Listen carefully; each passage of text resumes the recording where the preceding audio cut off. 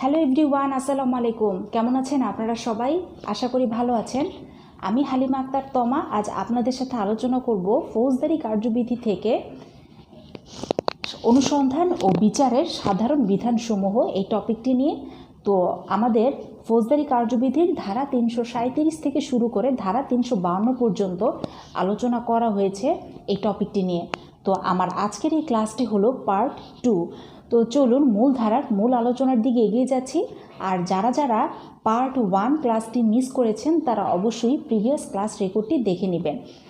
তো আজকে আমাদের ধারা 339-এর উপধারা বি এর উপধারা 1 এখানে বলা আছে আসামির প্রথম থেকে অনুপস্থিতিতে বিচার। মনে করুন মিস্টার এক্স নামক একজন ব্যক্তি, তিনি হলেন অভিযুক্ত ব্যক্তি বা আসামি।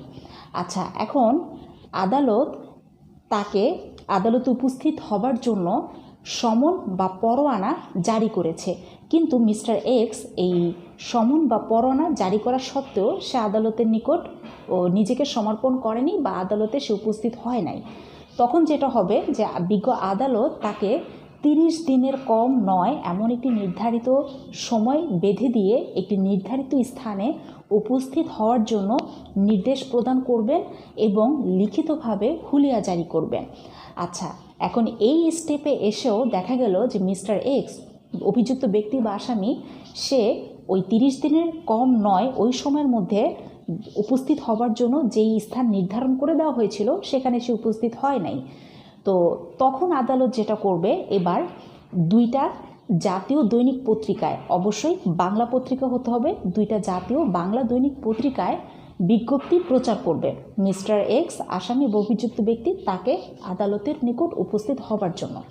আচ্ছা, এখন এই দুটো জাতীয় দৈনিক পত্রিকায় বিজ্ঞপ্তি প্রচার করা সত্ত্বেও মিস্টার এক্স সে যদি আদালতে উপস্থিত না হয়, তখন যেটা হবে যে ফাইনালি আদালত তার অনুপস্থিতিতেই বিচার কার্য অগ্রসর করবে, মামলার বিচার কার্য স্টেপ বাই স্টেপ এগিয়ে যাবে, তার বিরুদ্ধে বিচার আচার সব কিছু করবে।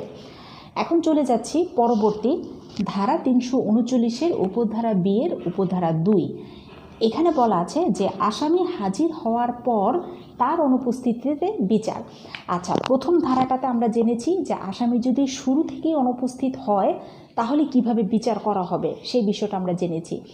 আর এখন ধারা 339-এর উপধারা বি এর উপধারা 2 এটা হলো যে আসামি হাজির হওয়ার পর যদি অনুপস্থিত হয়ে যায় তখন কিভাবে বিচার কার্য পরিচালনা করা হবে। মনে করুন যে মিস্টার এক্স আসামি